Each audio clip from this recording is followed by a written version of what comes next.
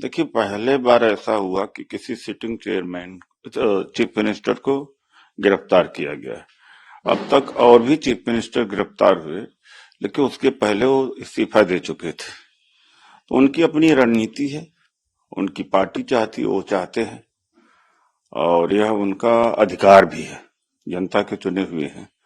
और जिस समय उन्हें गिरफ्तार किया गया है, तो कोई भ्रष्टाचार मिटाने का या भ्रष्टाचार के खिलाफ कोई कार्यवाही नहीं है।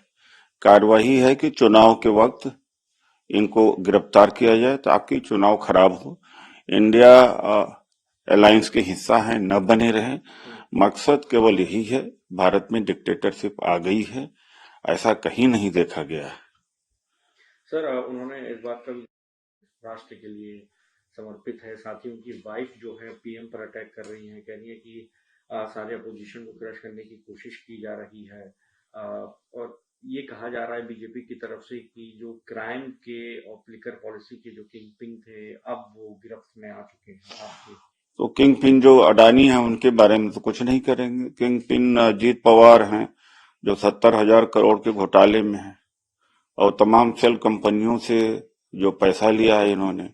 सेल कंपनियों में तमाम पैसे पड़े हुए हैं, जिसके ऊपर जननायक राहुल गांधी जी ने सवाल पूछे, उसका जवाब नहीं दिया। तो इस तरह से दूसरे के ऊपर आरोप लगाना तो इनकी आदत है। सारे विपक्ष पर आरोप लगा चुके हैं, सबके ऊपर ईडी बैठा दिया है, सीबीआई इनकम टैक्स बैठा दिया है। और इनकी जांच कौन करे, चूंकि अब तो अदालत यही हो गए हैं, पुलिस यही हो गए हैं, इलेक्शन कमीशन ऑफ इंडिया हो गए हैं। तो कहाँ से गुहार, किसको गुहार लगाया जाए? देश का लोकतंत्र खत्म है।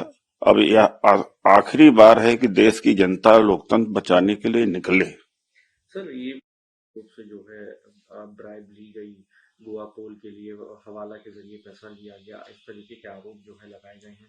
आपको लगता है इसमें कोई सच्चाई है? अरे बहुत सारे आरोप लगाएंगे, हम्म, लेकिन जिसके ऊपर आरोप इन्होंने खुद लगाया था, हम्म, चाहे वो प्रफुल्ल पटेल हो या मधु कौड़ा हम्म, हो, जो मधु कौड़ा कांड कहते हैं लोग। गीता कौड़ा जी को अभी ज्वाइन करा लिया, अजीत पवार को ज्वाइन करा लिया, तमाम लोगों के ऊपर इन्होंने स्वयं आरोप लगाया था। और सब अब उन्होंने अब टिकट भी दे दिया और पार्टी में ज्वाइन कर दिया। तो उसका हिसाब किताब है इनके पास कि दूसरे के ऊपर ये दोषारोपण लगाते रहते। ये जिनके ऊपर लगाते हैं उन्हीं को अपने पार्टी में शामिल किया गया है। तो ये बेशर्मी है और कोई नैतिकता थोड़ी है। सर जो टिप्पणी की गई कि ये कहा गया कि लालू जी ने किडनी लेकर जो है टिकट दे रहे हैं अपनी बेटी को, इस तरीके की बात की गई सम्राट चौधरी की तरफ से। आपको लगता है कि इस ये तरीके के बड़े बयान जो बड़े नीच हरकत है। हम्म, ये भारतीय जनता पार्टी वाले ही इतना नीच हरकत कर सकते हैं। हम्म, इन्हें याद रहना चाहिए कि जब राजीव गांधी जी प्राइम मिनिस्टर थे तो वाजपेयी जी कैंसर से पीड़ित थे, हम्म, उनको इलाज के लिए बाहर भेजा गया था। अरे इतनी नीच हरकत नहीं करना चाहिए। हम्म। सर कोई अलायंस नहीं होगा? अ, उनका अपना निर्णय है, लेकिन इस तरह से ये अभी हताश और निराश है कि खोज रहे हैं उधर टीडीपी से समझौता करने का। किया, टीडीपी भी डूबेगी, ये भी डूबेंगे।